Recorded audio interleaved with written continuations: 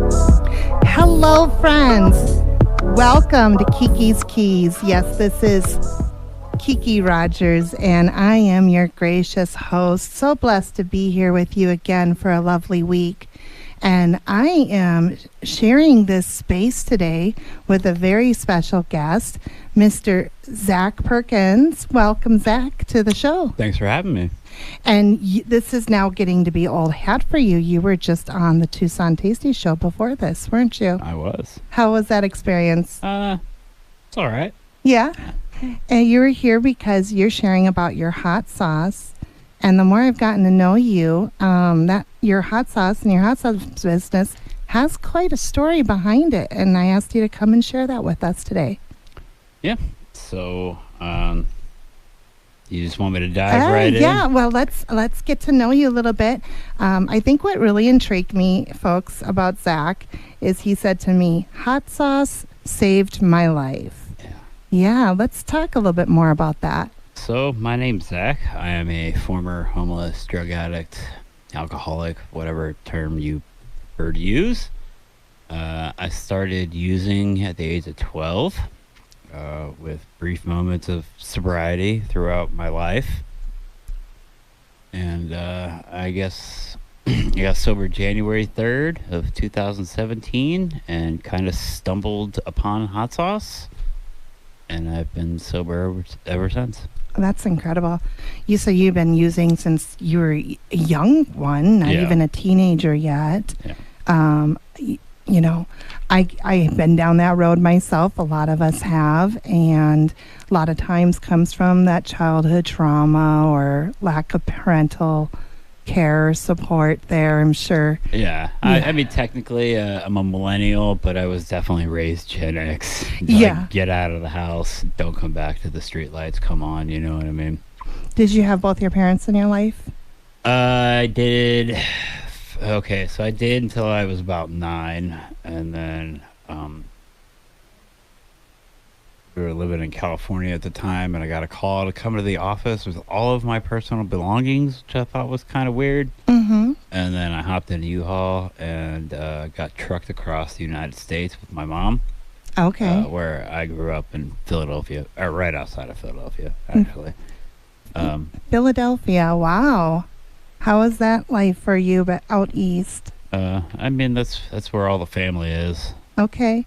So mom was going back to family? Correct. Yeah. Okay. Yeah, try to get her stuff together, so. And how old were you at that age? Like 9. Oh, you like did say that. 89, 90, I think. So, yeah, like 8 or 9. Okay. Was that hard leaving your friends and people that you knew, life that you knew at that time? I mean, I was in 5 different elementary schools by the time I was in the 3rd grade, so I learned at a very young age to just not get attached. Mm-hmm. So you started using then at 12. Right. And what was, if I may ask, what was your drug of choice? Yes. Yes, okay. I mean, I honestly, actually, I can't say that. I never did opiates intentionally. Like, I never sought out anything like that because I'm, like, deathly allergic to opiates. Oh, okay. Like, legitimately. That's not, like, an addict saying. Like, I had facial reconstructive surgery, and they put me on a morphine drip, and I almost died. So, oh, yeah. yeah. No, that's important to know then. Yeah. But it tried just a number of things. What do you think you were searching for? Purpose? A purpose? Somewhere to fit in. I mean, moving around so much when I was a kid, I don't know. When we landed in where we landed, it just, it just didn't feel like it fit in anywhere. Well, and then you went from Philadelphia to here in Tucson. What brought you about that journey? 2002. I wanted to change. Like, I didn't want to keep doing what I was doing because obviously you and I would probably not be having this conversation had I had.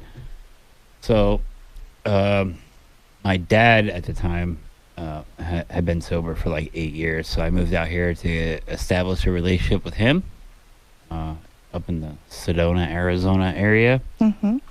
I got about 1 year and 3 months where he fell down an elevator shaft on the job site and passed away. Oh gosh. I remained sober like 4 months after that. I don't know, just had a bad day one day, and I got two little shooters of Captain Morgan's, and I sat in front of them for like 2 hours, knowing that if I opened those, my life was going to be completely different, and chose to open them, and then it was just all downhill. It just takes that first one, doesn't it? Yeah. Yeah, I was talking to my 18-year-old about that. And they said, well, Mom, people can't help when they have addictions. And I said, I get that. But the first one is a choice still. Right. Yeah. Uh, and I hear it, and I'm not, negating any of the scientific theories behind addiction.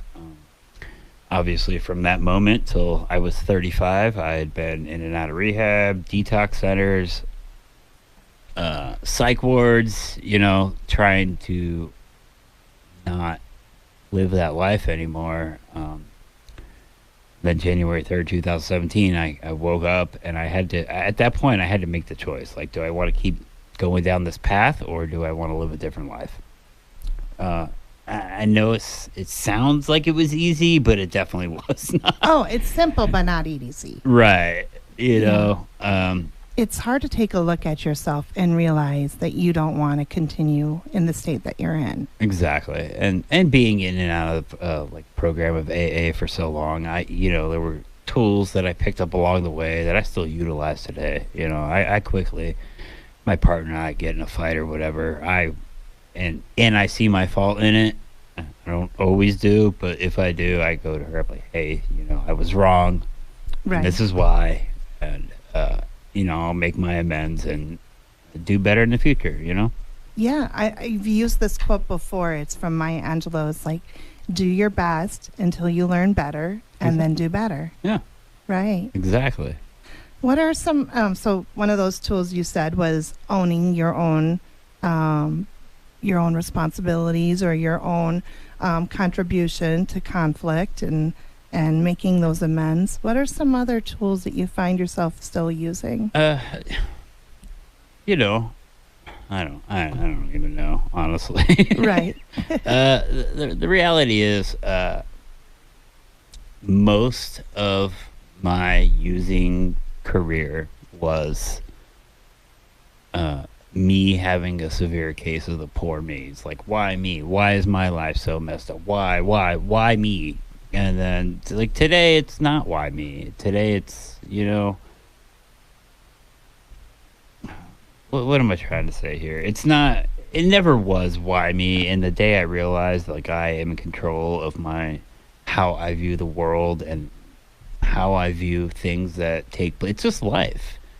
I think that's a conscious decision, too, how we're going to respond to our stressors. And I'm not saying I don't still get angry. I mean, I have my moments. I had a pretty bad day the other day, Yeah. So when you have a bad day, instead of reaching for a substance, what do you do instead? Sometimes I'll take a nap. Mm-hmm.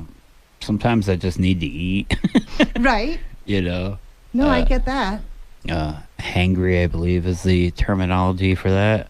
But you're listening to what your body needs, it sounds like. Exactly. I'm just trying to be as self-aware as I possibly can. Oh, that's awesome. But, I'm sure you understand that's not always easy for people, especially when they are caught up in an addiction or in a relationship, or either with themselves or someone else that's not benefiting them anymore. How did you you said it wasn't easy, maybe simple, but not easy. How did you finally decide to make that turning point for yourself? So, like I said, January 3rd, 2017, I got sober. However, had I not relapsed that New Year's Eve, I wouldn't have had to make that choice because I'd already spent 6 months sober. Mm-hmm. But because of that relapse, I almost lost everything that I had built in that 6 months, my job, my partner, everything. I almost lost everything in 3 days. Wow. So, in a hotel room, I'm sitting there detoxing off alcohol and whatever.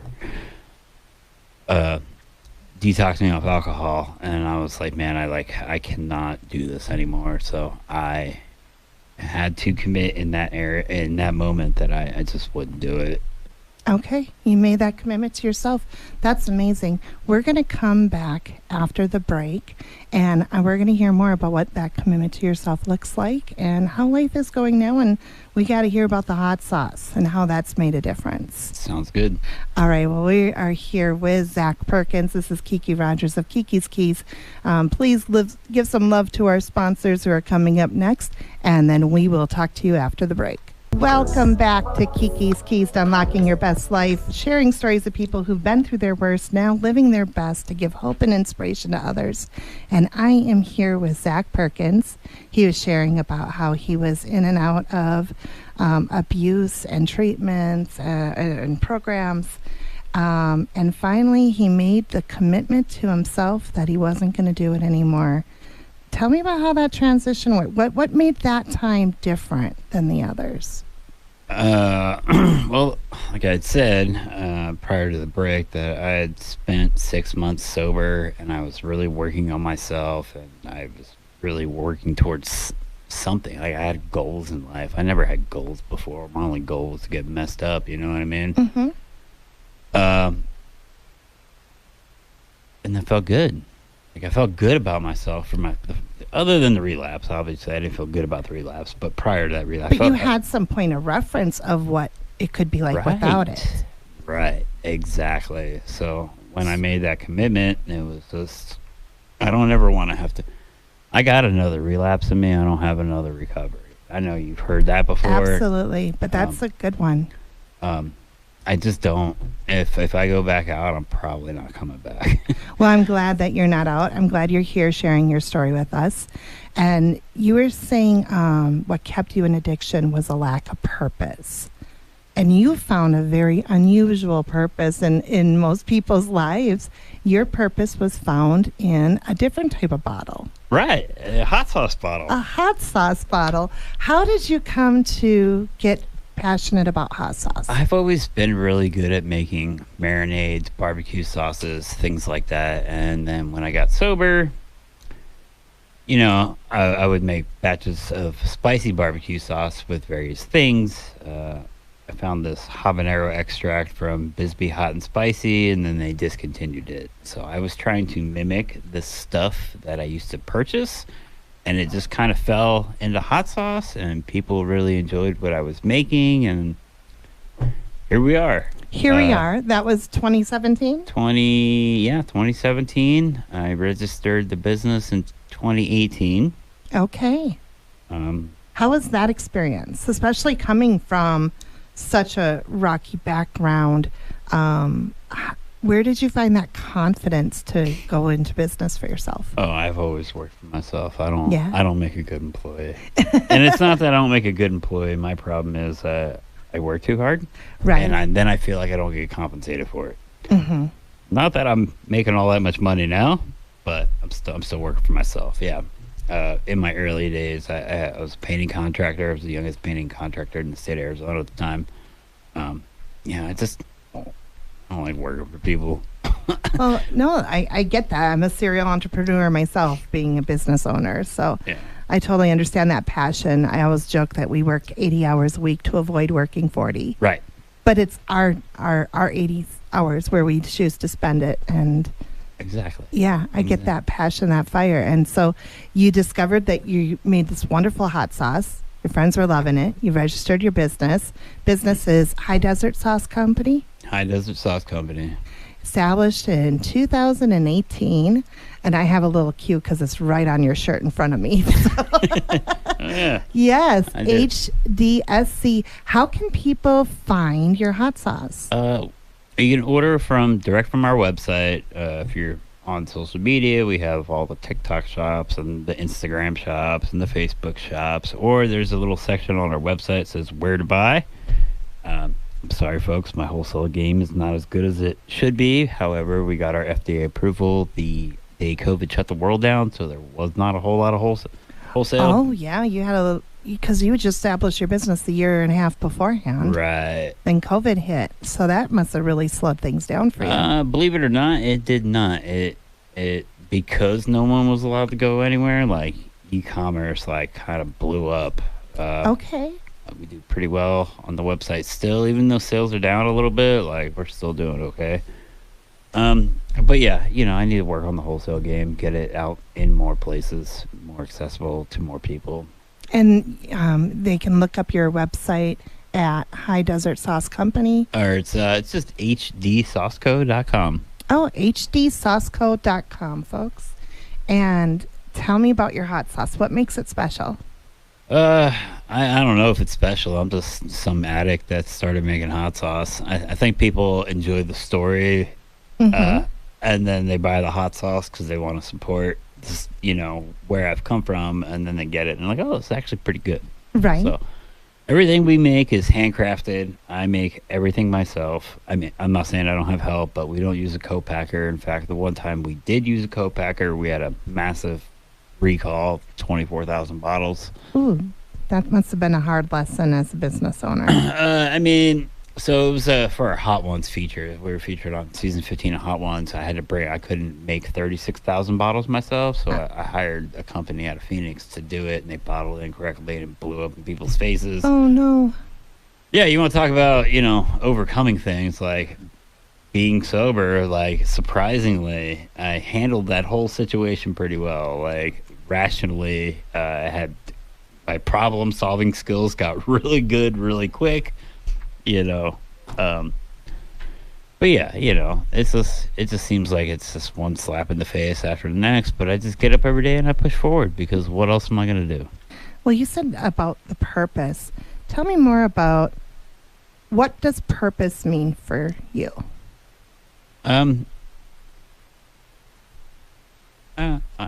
don't know. Before, I had no hope. Like, I had no self-love. I had no self-confidence. I don't even know why I'm still here, honestly.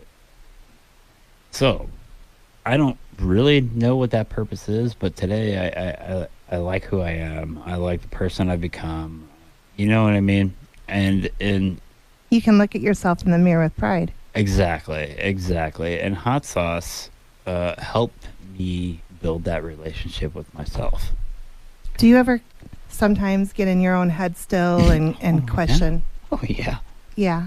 What do you do when you're in those moments? I usually reach out to somebody, because 9 times out of 10, it's just because I'm lonely. You know what I mean? Yeah. And yeah, being by yourself in that space, thinking, you know the routine. If you, I do. Yeah. I do. And that's why I ask. And I know there's people out there who sometimes do that and they self-sabotage.